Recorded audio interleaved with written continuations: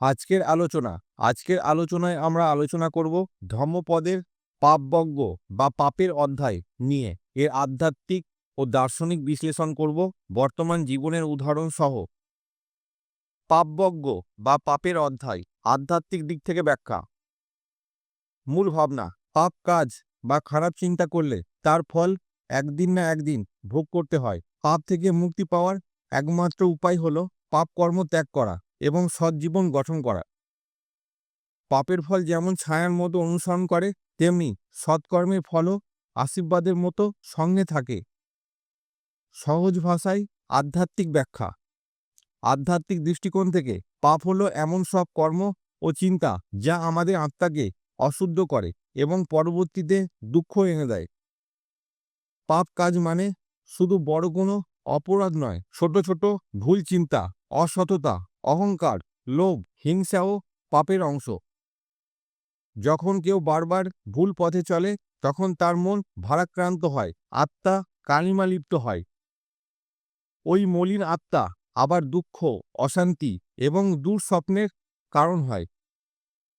আধ্যাত্মিকভাবে মনে করা হয় পাপের ফল থেকে কেউ পালাতে পারে না, এটা নিজেই কর্মফল হিসেবে ফিরে আসে। ঠিক যেমন বিষধর বীজ থেকে একটি বিষাক্ত গাছ জন্মায়, পাপও একদিন দুঃখের ফল দেয়। তাই আত্মার উন্নতির জন্য চাই পাপের চিন্তা, কথা ও কাজ ত্যাগ করা এবং শুভ কর্মে নিজেকে নিয়োজিত করা।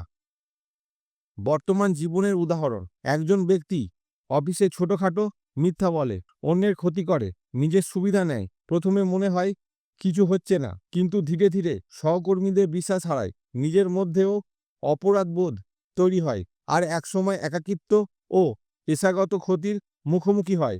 এটি পাপের ফলশ্রুতি। নিজের কর্মই নিজের জীবনে দুঃখ ডেকে আনে।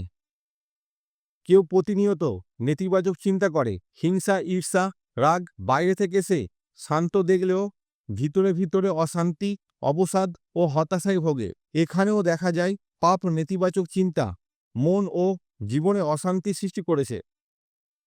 একজন ব্যক্তি বাজারে ওজনে কম দেয় বা জিনিসে ভেজাল মিশিয়ে বিক্রি করে, হয়তো প্রথমে অনেক টাকা রোজগার করে, কিন্তু পরবর্তীতে মানুষের অভিশাপ, গ্রাহক হারানো, আইনি সমস্যা ইত্যাদির সম্মুখীন হয়। এখানে তার পাপকর্ম পরিণতির মাধ্যমে ফিরে এসেছে।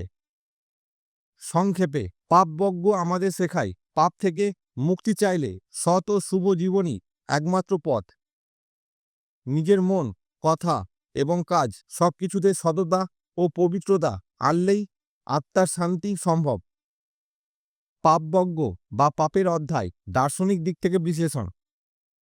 মূল ভাবনা: পাপ কোনো বাইরের শাস্তি নয়, এটা নিজেরই চিন্তা, মনোভাব ও কাজের ফলে তৈরি হওয়া এক ধ্বংসাত্মক বাস্তবতা। পাপের আসল পরিণতি হল আত্মার অন্ধকারে পতন এবং জীবনের সুখ শান্তির ধ্বংস।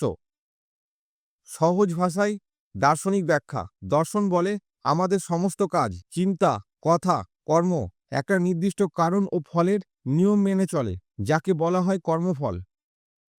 এই নিয়মের ভিতর পাপও পড়ে। যদি আমরা পাপ করি, যেমন মিথ্যে কথা, অন্যকে কষ্ট দেওয়া, লোভের কারণে অন্যের অধিকার নষ্ট করা, তখন সেই কাজ আমাদের অন্তর্জগতে নেতিবাচক শক্তি তৈরি করে।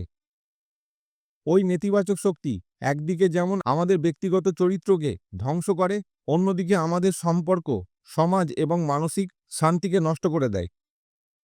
দর্শনের চোখে পাপ মানে নিজের প্রকৃত সত্য, সৎ পবিত্র আত্মা থেকে বিচ্ছিন্ন হওয়া। পাপের ফলে আমরা আমি কে, আমার সত্যিকার উদ্দেশ্য কি, এইসব মৌলিক প্রশ্নের উত্তর ভুলে গিয়ে জীবনের দুঃখ, অশান্তি এবং ভ্রান্তিতে জড়িয়ে পড়ি। কাজেই পাপের প্রকৃত পরিণতি হলো নিজের সত্যরূপ থেকে দূরে সরে গিয়ে এক অন্ধকার জীবন তৈরি করা, যেখানে শান্তি ও আনন্দের বদলে থাকে দুঃখ, দ্বন্দ্ব আর অনিশ্চিততা।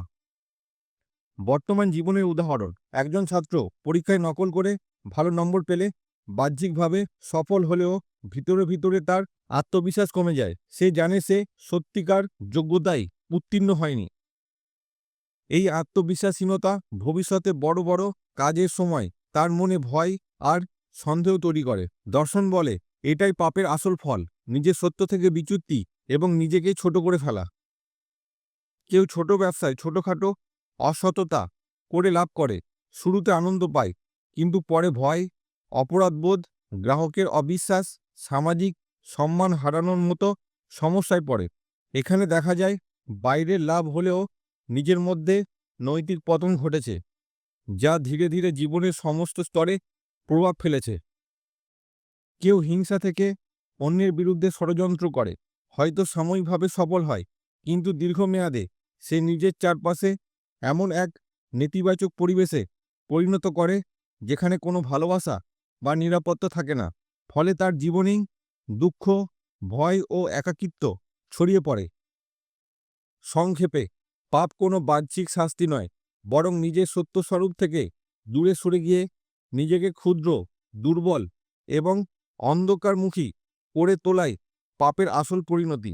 তাই দর্শনের দৃষ্টিতে মুক্তির পথ নিজেকে সত্য, সৎ ও বিশুদ্ধ রাখার চেষ্টা করা।